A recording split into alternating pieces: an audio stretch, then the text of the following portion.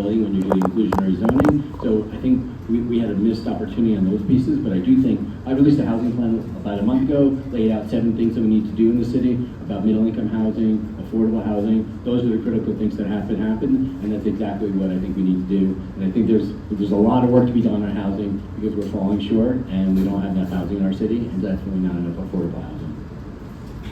All right. New York City school system is widely known as the most segregated school system in the entire country, contributing to huge disparities in educational outcomes. What steps would you take as a city council person to help address this issue? Yeah, so I'll go back a little because in District 1, where I raised my children, we required schools to require diversity. Unfortunately, in 2007, Mayor Bloomberg took away that diversity admission process that we had. And so our schools became, like my daughter, when she started elementary school, it was a Title I majority students of color school. When my son graduated from that same school 13 years later, when he was in 5th grade, it was a majority white school, non-Title I school. And that's just because of transitions that happened under Bloomberg. So what we've got to do under de Blasio was to ensure that we had a requirement of free and reduced lunch across the schools. That's got to continue to go forward. But we have an after-school problem. So if you're a Title I school, you get free after school. If you're a Title I family that doesn't go to a Title I school, you don't get free after school. So you're pushing Title I families into kind of Title I schools and then making other schools whiter. We need to ensure we have universal after school to create diversity across the schools. That's going to change the process. And then we have a requirement of free and reduced lunch in every school and have free after school. We'll ensure more diversity in our schools across the city. So question regarding street safety, specifically regarding e-bikes and scooters, which sometimes create a complicated and dangerous environment for pedestrians.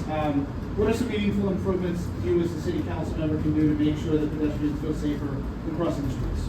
Yeah, so in our streets, we require everything to happen on every street in the city of New York. We have bike lanes, we have cars, we have sidewalks, all coming and all at the same time. There's this idea in lots of cities across the world. London is a great example where we have pedestrian streets, we have some bike places, and then we have places for cars. We have crosswalks where you can cross in both directions at the same time, and cars have to stop to allow people to cross. There's a lot of streetscape things we need to do. Second of all, we have a problem with e-bikes. People going the wrong way down a one-way street. We have enforcement problems.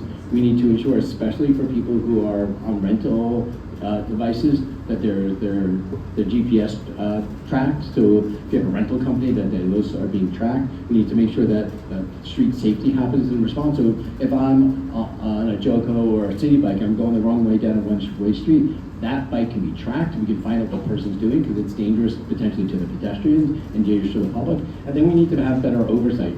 We talked about trying to expand the cameras. We expanded red light cameras for cars. We did it on the bus lanes. I'm not sure we're not doing it for bikes as well. We need to have better enforcement, and we can't rely on a police officer on a corner stopping people. It's never going to happen. We need other tools on our tool belt. Okay. The existing plan to close Rikers Island involves closing Rikers Island jails, reducing the jail population to about 4,200, and establishing 4 borough-based jails as well as therapeutic housing units and 3 city hospitals. Would this plan be a priority for you? And if so, what would you want to put in place to make it a success? And is there anything that you would do to improve it, etc.? So let's just, first of all, Rikers has to close. I don't know, how many people have been to Rikers? How many people have been out to Rikers? It is a horrible place. Just be honest to everyone who's been there. I visited friends, loved ones, I've been there as an elected official. It is a terrible place that has to close.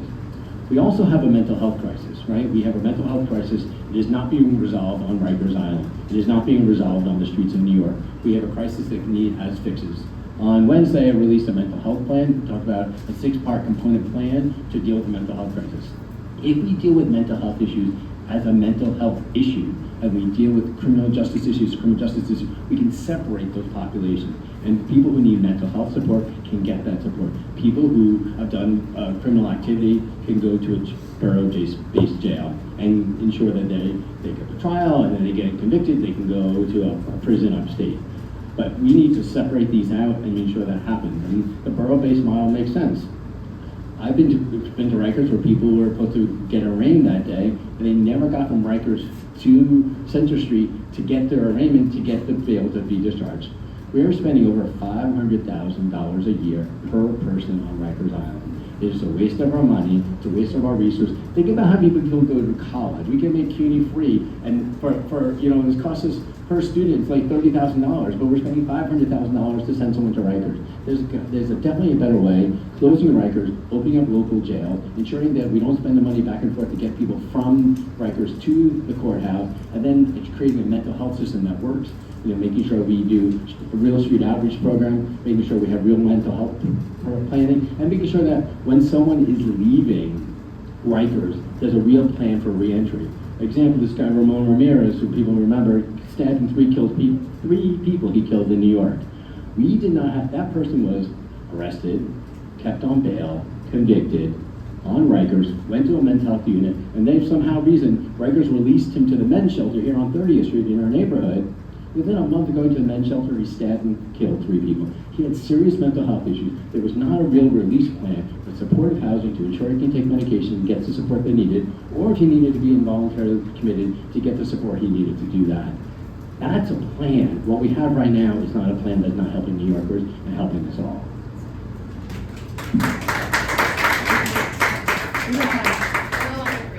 Okay. Community gardens. So there are 350 community gardens. There's tons of community gardens, but 350 under the jurisdiction of the Department of Parks and Recreation. About 44 of them are located in community district 2, right? The council district 2. That said, they are also zoned as vacant lots, and therefore they are at risk of being used for another purpose at any time. Do you support the city zoning them as parkland, which would provide them with the same protection as Central Park? Yes. Thank you. Would you like your rapid fire now, or is there another question?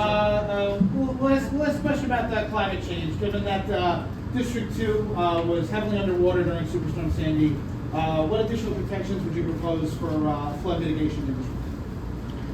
So a lot of District 2 is below sea level. So the reality is, if there's a flooding impact, even if the coastal resiliency plan is finished on the East River, but because we're below sea level, the waters aren't just coming up from the East River, it's coming up through the pipes itself into the groundwater. We need to do is, there's a plan to really open up those pipes to make sure the water can go and have storage tanks across our neighborhood to have underground storage. We need to ensure that happens.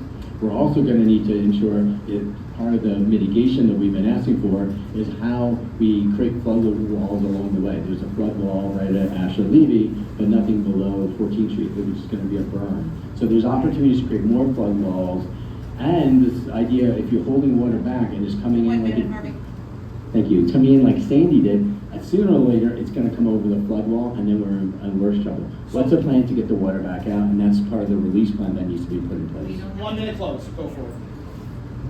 45 seconds. No rapid. So my name's Harvey. People don't know me. So I love this city. I was raised by a dad who was the president of a union. My mom was a Democratic activist.